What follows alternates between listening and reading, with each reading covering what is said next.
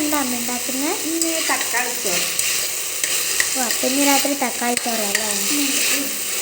ഒരു മൂടില്ല, അപ്പം സിമ്പിളായിട്ട് രാത്രി എന്തെങ്കിലും കഴിക്കാനുണ്ടാക്കി പെട്ടെന്ന് മനസ്സിലോട്ട് തക്കാളി ചോറ്.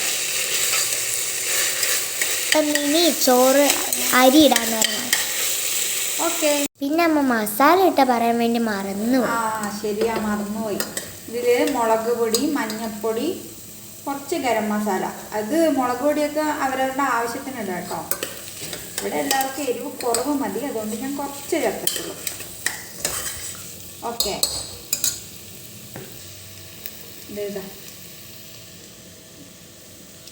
ഇത് നമ്മൾ ദോശ ഇഡ്ഡലിയൊക്കെ ഉണ്ടാക്കുന്ന സാധാ പച്ചരി ഇല്ലേ, അതാ കേട്ടോ.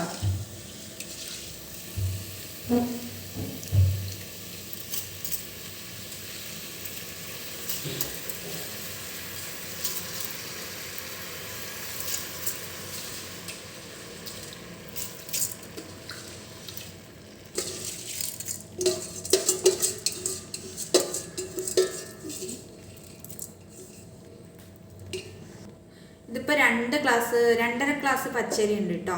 അപ്പം അതിന് 1 ഗ്ലാസ്സിന് 1.5 ഗ്ലാസ് വെള്ളം എന്ന് ഇതിൽ ഒഴിക്കുക.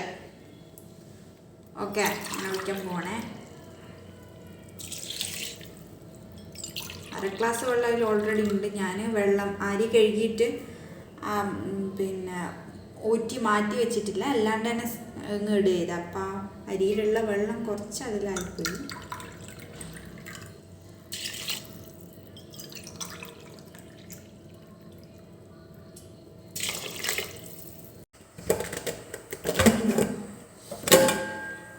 ക്ഷമിക്കുക, എൻ്റെ കുക്കർ കുറച്ചൊരു പ്രശ്നമാണ്.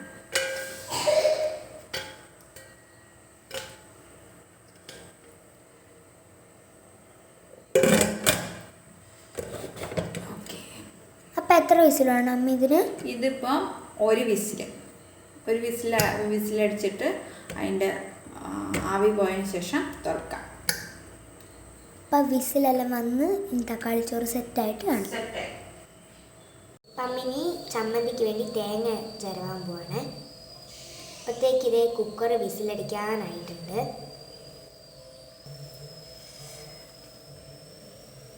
ഞാൻ തേങ്ങ അരണ്ടിട്ട് കേട്ടോ, നിലത്തിരുന്നാണ് ചിരകുന്നത്. നിങ്ങളിങ്ങനെ കണ്ടിട്ടുണ്ടോ? ഇതൊക്കെ പഴയ ഓൾഡ് സ്റ്റോക്കാണ്. നിലത്ത് വെച്ചിട്ടാണ് ഞങ്ങൾ തേങ്ങ അരങ്ങുന്നത്.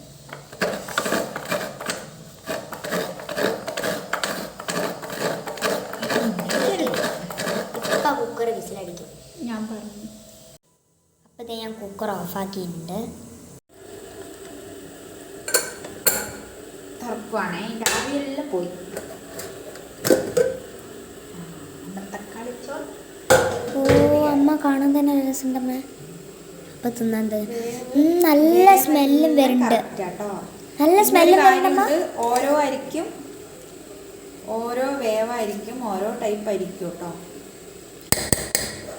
ചില അരി ഒരു വിസിലും പോകൂല, ചില അരി ഒരു വിസിൽ കറക്റ്റ് പോകും. ചില അരി ഒരു വിസിലാകുമ്പോഴത്തേക്കും വെന്ത് ചമ്മന്തി ആയിപ്പോവും. ഞാൻ സാധാ ഒറ്റ വിസിലിനാണ് വേവിക്കാറ്, എനിക്ക് കറക്റ്റായി കിട്ടാറുണ്ട്.